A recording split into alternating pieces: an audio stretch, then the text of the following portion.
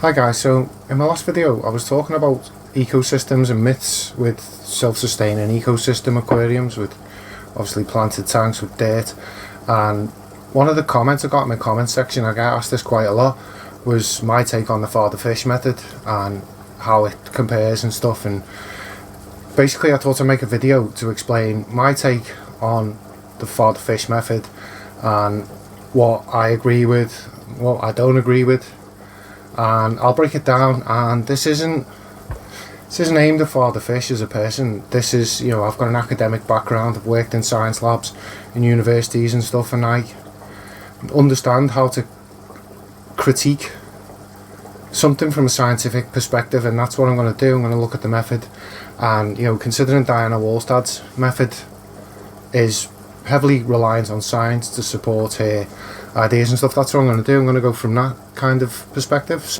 So first things first, I'm going to look at it. You know, I watched the video, the 2 problems with the Walstad method, and I talked about this in the previous video I've made, and I watched that video, and the first thing that stood out to me was he's saying that over a time period the Walstad method will run out of nutrients, and it's just objectively wrong.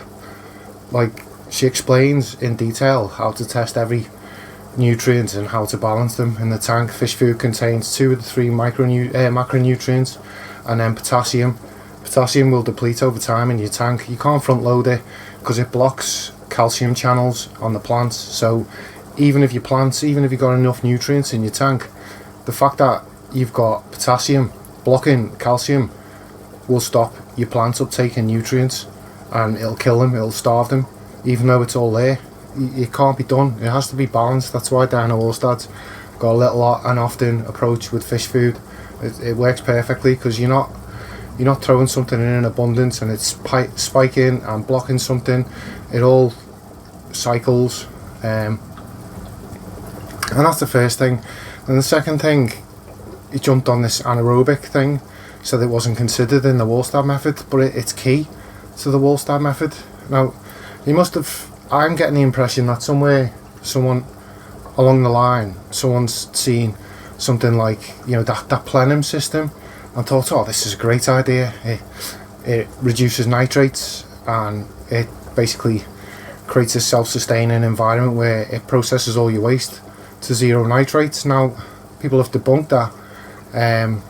I was skeptical over it when I first seen it, because you need lots of organic that are producing nutrients, and you need it to create this cycle where it hits 0 or no oxygen and loads of organic matter. And instead of producing it if it's oxygenated, it'll produce nutrients that plants can use. Now, if it happens in an anaerobic environment, as they call it, different processes happen, and it converts it to gases. It converts all these what would be nutrients in these organics into gases that the plants can't utilise. They just escape from the aquarium.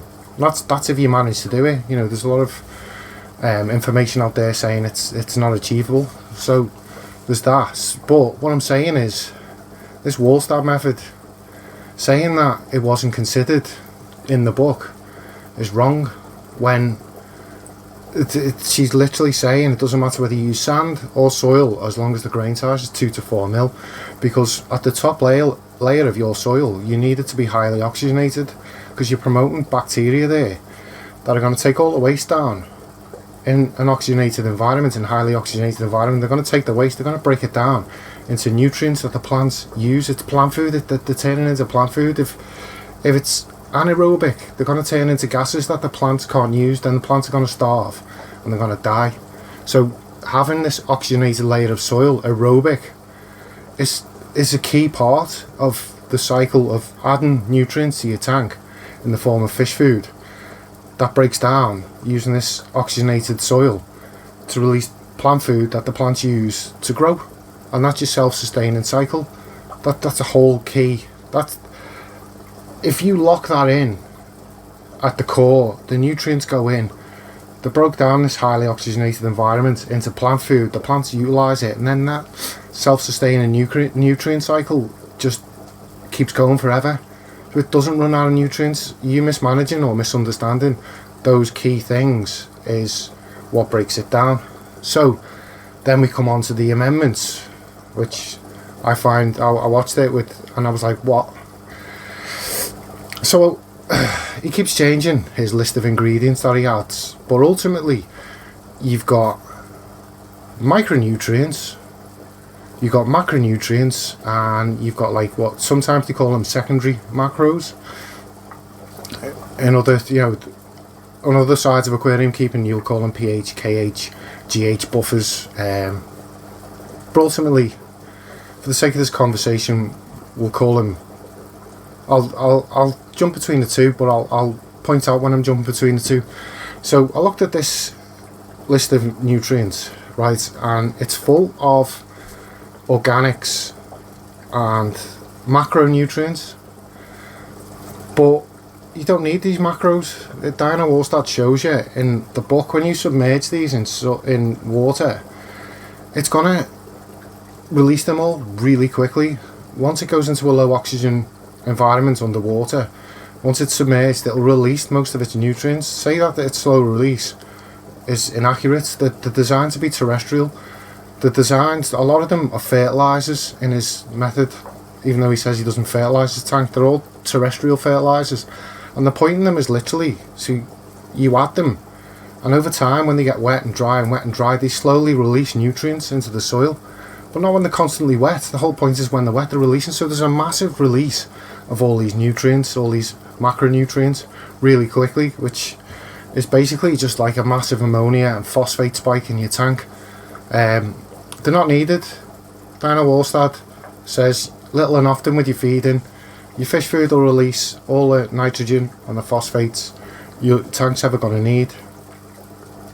Then the secondary macros, or your GH, KH buffers, he's got them in the list of supplements, bone meal, blood meal, stuff like that, lime, and so he's front loading these into your tank. Now he doesn't know whether your water's hard or soft. If you go to a fish shop and you buy an all-in-one fertilizer, there's no GH or KH buffer in there, because they don't know what your water's at. They don't know whether you've got soft water or hard water, so they leave it out and expect you to solve that problem yourself, because they can't solve it for you. But he has an abundance of that in there. But like I said before, potassium and calcium can block each other in channels, so can magnesium. So even if there's enough nutrition in there, you can stop your plants from uptaking plant food by putting these in. So they're absolutely not needed. The macros and the second macros, literally, like the primary macros come from your fish food and from dosing potassium in the Walstad method. The secondaries, the GH, KH buffers, like, he doesn't know whether your water is hard or soft to begin with, so he can't adjust for that. And then the micronutrients, Diana Walstad's got a graph that shows you that there's thousands of years supply of micros in soil. That's the whole point in putting them in there. It's a massive reservoir.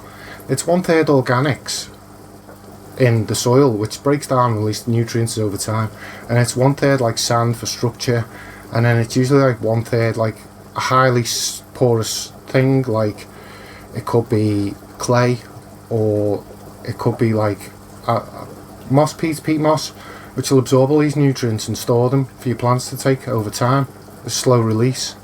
But these seals on your fish tank are going to fail generations before this soil's going to run out of micronutrients. So to say that it's going to run out of it is just a myth. So that's not needed. So none of the stuff in a supplement needs to be in there. There's an easier way of getting them all into your fish tank. Now, then we've got all these supplements, which is like highly charged organics and just loads and loads of nutrients. And he says put a 2-inch layer of sand over it to cap it. Now, that straight away, you kind of like creating an organic bomb underneath it, because the plants, so the soil, all the nutrients are going to start going, the bacteria is going to start breaking it all down. And when the bacteria starts breaking it all down, it's going to use all the oxygen. It's going to become oxygen depleted, and then all them nutrients are going to turn into gases. which your plants can't use. So either the gases are stored there, or they're going to escape, like ammonia, nitrates, phosphates. All these things are going to either escape or compound in your tank in a way that the plants can't use them anyway. So if the plants can't use them, what's the point in them being there? So the whole idea of capping with 2 inches of sand, so the whole idea of capping it with this thing to release them slowly, that it just wouldn't work. Like it says it in Diana Walstad's book. So then we move on to the whole resurrection jar thing. If you put it's mostly leaves, isn't it? It literally explicitly states in the Walstad method, if you put leaves in your tank, it inhibits the nutrient cycle. It inhibits the bacteria that are breaking down these organics into waste, into plant food. So on every level of this system, you're creating problems that just compound into each other and just create like a system that doesn't work. And then on every level there's failings. It doesn't solve any problems from the Walstad method, but it creates on each level its own failings. And then when you combine all that together, when you separate that, when you look at Diana Walstad's method and you say to yourself, what's that achieving? It's basically achieving the goal of fertilising your plants using fish waste, and it ties everything in together so that'll work effectively, constantly, over days, weeks, months and years. And if you look at Father Fisher's method, it just tries to chemically or biologically or mechanically mimic what the Walstad method achieves, but there's no central goal that it solves. It doesn't solve any of these problems because you're not feeding your fish because the resurrection jar is supposed to feed them, but it's debatable, is there enough nutrients in there to feed the fish? And then you're putting leaves in to feed these microorganisms that inhibit the beneficial bacteria in your tank, which break down the waste into plant food. There's that, and then you're trying to force nutrients into your tank to make the plants grow. So there's nothing in there. It's like a vacuum of logic where there should be an engine. So that's my take on it. On every single level, there's problems that don't need to be there to try and mimic the Walstad method, when the Walstad method already works, even though he criticises it and says it doesn't. In my opinion, that's a misunderstanding of the Walstad method. It doesn't, and then creating a method that creates exponentially more problems doesn't solve the problems with the Walstad method that weren't there anyway. So, and if he does understand the Walstad method, why didn't he help you guys, everyone watching this video, to understand the Walstad method better? Because I feel like there was no understanding there to begin with of how the Walstad method works. So there was fallacies created this method that doesn't work because he doesn't understand it doesn't work. And if you don't understand the method, how do you improve on it? When you think about it and logically, it just doesn't make any sense. So that's my take on it. I've been asked to do this video, I've done it. There you go, enjoy yourselves.